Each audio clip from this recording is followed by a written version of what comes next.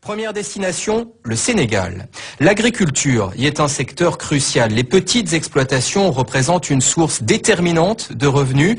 Mais sur les marchés sénégalais, les produits européens recouvrent les étals.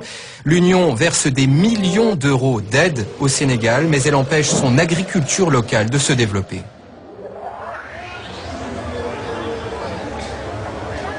Pour le monde paysan, c'est l'événement de l'année à ne pas manquer. Place de l'Obélisque à Dakar, la 10e foire agricole a pris ses quartiers. Même des pays européens y sont représentés. Voici par exemple le stand d'une marque française de produits laitiers, qui ce jour-là fait de la publicité pour du lait local. Des vaches peules et même une autruche. Rien n'est trop beau pour attirer les badauds. Du lait local, mais commercialisé sous une célèbre marque française, un comble. De quoi embrouiller le consommateur, peut-être délibérément, car l'Afrique est en même temps inondée de produits laitiers 100% européens subventionnés. Alors, lorsqu'il passe devant ce stand, Daouda Diagne, un agriculteur local, n'a pas envie de s'arrêter.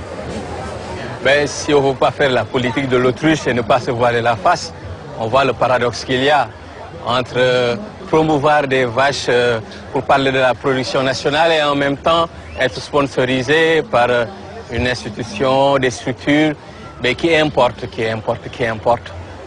Ousmane. Bonjour Daouda. Comment tu vas? Ça va? Daouda Diagne et Ousmane Ly font partie d'un collectif qui se bat contre toutes ces importations européennes aidées. Mais ce collectif a intérêt d'être bien armé.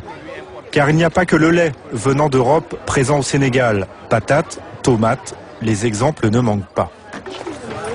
Un produit que les Sénégalais consomment en masse, 150 000 tonnes par an, n'échappe pas à la règle, l'oignon. Sur un marché de Dakar, un détour par un vendeur avec ses deux agriculteurs suffit rapidement à comprendre le malaise. Vous voyez un petit peu, c'est l'oignon importé. C'est l'oignon importé à côté, une étale de l'oignon importé à côté de l'oignon local. Et même la façon dont on a étalé l'oignon importé, là c'est en haut, là c'est en bas. Commerçant, yo, oignon bi ñaata la? Bi kilo am ñaata la? Kilo. 250. Bi fanweer. Vous voyez, ça coûte 250, ça coûte 150. Des oignons importés presque 2 fois moins chers, alors que le Sénégal en produit en masse. Plus loin sur le marché, un producteur local a l'air déprimé. La récolte a pourtant été bonne cette année. Mais il y a un problème.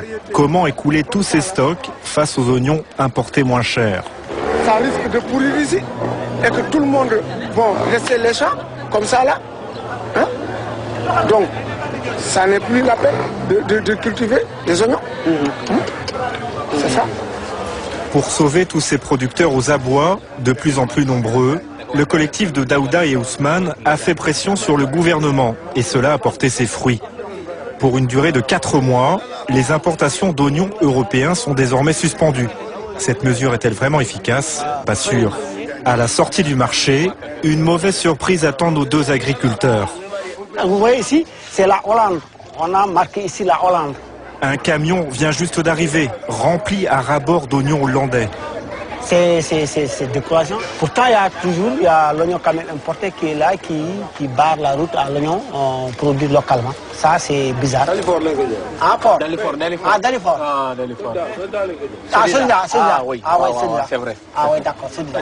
En fait, ce qui se passe, c'est qu'on importe en masse avant la période d'arrêt des importations, donc c'est-à-dire avant le 1er mars 2009, et on attend, quand le marché est propice, on ressort progressivement le stock d'oignons importés. Et en fait, finalement, on se rend compte qu'entre l'esprit et la lettre, il y a problème. En juin, un accord économique entre 15 pays de l'Afrique de l'Ouest et l'Union européenne sera théoriquement signé. À cette occasion, leur collectif espère que les produits agricoles subventionnés par Bruxelles seront davantage taxés. Il y a un autre secteur où on a aussi essayé de fermer la porte, mais l'Europe y est rentrée par la fenêtre.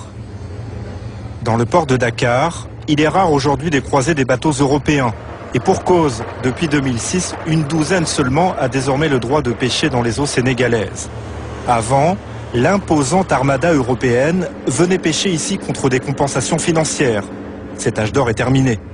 Le Sénégal a décidé de ne pas renouveler l'accord pour reconstituer son stock de poissons.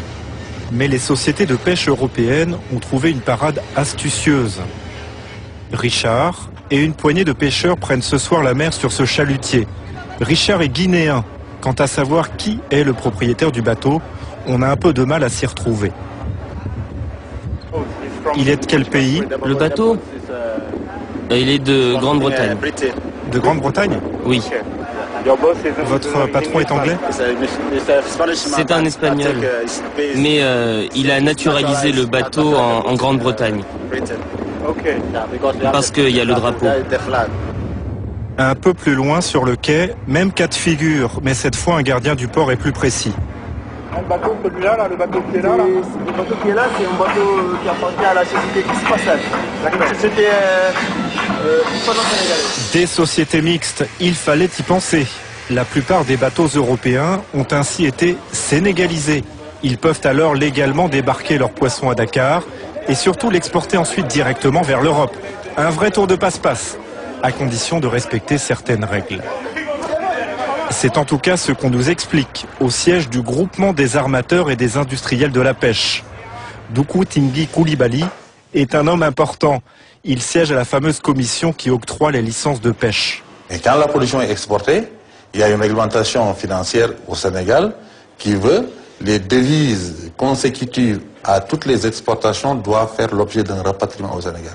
Mais dans la foulée, il nous confirme que l'Europe a aussi la possibilité de rapatrier ses devises. Il existe un moyen aussi pour réexporter les devises vers l'Europe, par exemple. Oui, en suivant naturellement une procédure bien claire qui justifie les choses.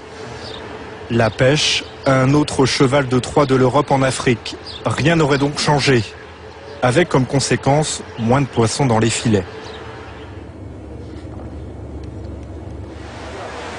À Yoff, un village proche de Dakar, une centaine de pirogues de pêcheurs sont rangées sur le sable.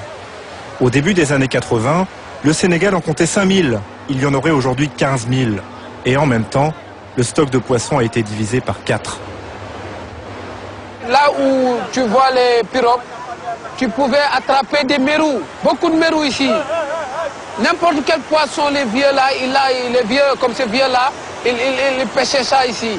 Des gros mérous ici, et tu ne peux plus pêcher des mérous ici.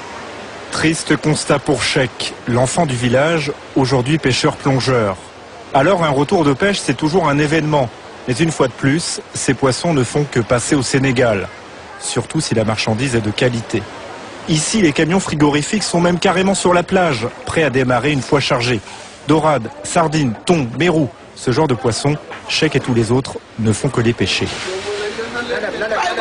Franchement, je n'ai jamais mangé un mérou parce que au lieu de manger le mérou, je vais aller le vendre pour faire quelques dépenses, quoi. Parce que c'est du bon poisson, le mérou. C'est du bon poisson, c'est un poisson que on avait ça en Europe.